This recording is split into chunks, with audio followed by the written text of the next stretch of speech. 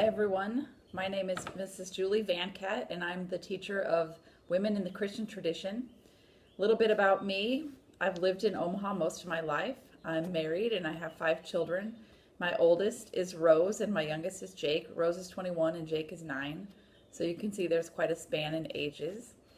I've been teaching theology for 22 years, mostly at Mercy High School, but I have also been teaching at College of St. Mary's for the past 5 years. And that whole time I've been teaching the same class. Also, I've taught a little bit at Creighton this past year. The class Women in the Christian Tradition, just so you know, is a class that, not surprisingly, is about the women who've paved the way for us as Christian women and suffered a lot of oppression, a lot of kind of patriarchal treatment, and you'll read a lot about them throughout the semester. So we're starting first off with talking about the Bible. So the first book that you need is called Women in the New Testament. It's by Bonnie Thurston. And because it focuses primarily on the New Testament, I have a PowerPoint that's about women in the Old Testament. And on each slide, I show a little bit of information about them, and there's some artwork that depicts them. Also, there's some Bible passages listed, so if you're not familiar with their story, then please read the passage in the Bible too. I want to tell you a little bit about the Bible because that's what the first part of the class will focus on. So just so you know, the Bible is not organized in a chronological order, meaning that the book of Genesis is not the first book that was written and the book of Revelation is not the last book that was written. It's organized instead by genre. And so in the Old Testament, you have the law section, then you have the historical books, then you have the writings, then you have the prophets. And in the New Testament, it's the 4 Gospels to begin with. And then we have the book Acts of the Apostles, and then the letters, and then the book Revelation. And so as you read the textbook at the beginning of the course, you'll read a lot about the Gospels in particular and several of the letters and a little bit about Acts of the Apostles and Revelation. So again, you're starting with a little background information about the Old Testament women because I think knowing about them is important. But then as you spend most of your time in the beginning, it will be mostly about the New Testament. Also, as we start talking about the Bible, it's important to also talk about the concept of descriptive versus prescriptive. So basically, some passages are descriptive and some are prescriptive. We know a passage is descriptive if it's just describing simply how the things were at the time. And it's prescriptive if we think that it's trying to tell us how to live our lives currently. So if it's prescribing a behavior. And of course, we don't know for sure if a passage is descriptive or prescriptive. And this becomes important as we look at the treatment of women, because there are some passages that if they were to be read prescriptive, would severely kind of inhibit our behavior today. So keep that in mind, that that's one question that's always going to be asked is this descriptive or prescriptive? Also, when we talk about the Old Testament, the most important woman, of course, is Eve, the first woman. And her story, you could argue, is sort of the basis for sexism in the Bible. And essentially, early translators blamed her for bringing sin into the world and kind of made it her responsibility and not her and Adam's responsibility. Now, just so you know, from a Catholic point of view, we do not believe Adam and Eve were real people.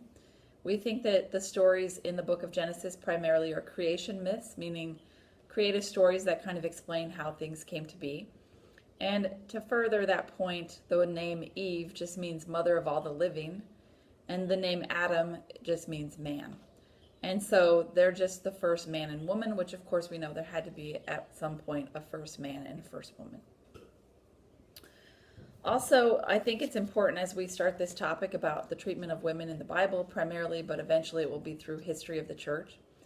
I want to make sure that you know that as we focus mostly on women, we should never, discriminate against men based on what happens in these stories. They were creatures of their time.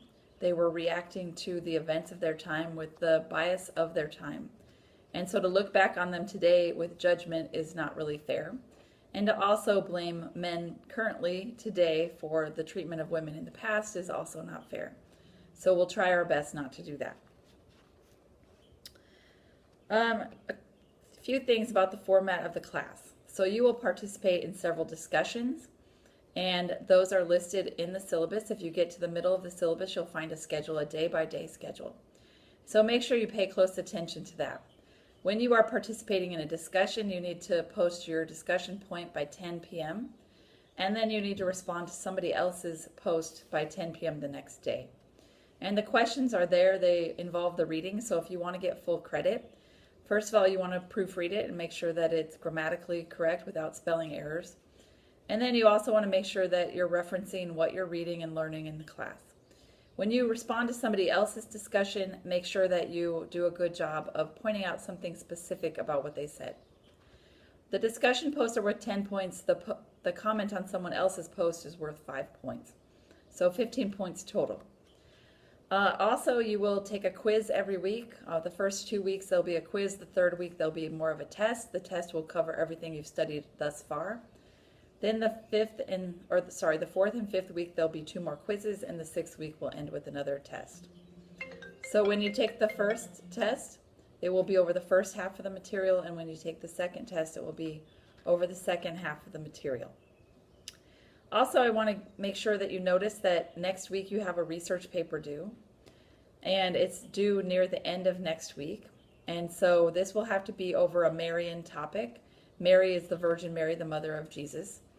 And so we'll first look at Mary. You can either research Marian apparitions, Marian devotions, or Marian doctrine, which is teachings about Mary. But be thinking about that. This is a 4 to 6 page research paper. It does not include your opinion or your personal reflections. It should be based on the research that you do. Sorry about my dog in the background. And anyway, just pay close attention to what the syllabus says. There's also a further explanation of the paper and a rubric for how I will grade it in the syllabus. So look at that. If you have any questions, let me know. One thing I definitely want you to know is that I will be out of the country the first week of class. I'm taking a group of students to Switzerland and Italy. We leave June 8th. We come back June 19th. I am taking with me a mobile hotspot, so hopefully I will be able to check your questions, grade your discussions, look at your introduction while I'm there. I will try to post those grades as quickly as I can, but just be patient with me because I know from traveling there that sometimes we don't have the best internet connection. So I will do my best to be in contact with you, but by the second week, midway through the second week, I'll have everything up to date, I promise. If you do have questions, please let me know before June 8th. I'd be happy to answer your questions. And good luck to you, and I'm looking forward to spending the semester with you.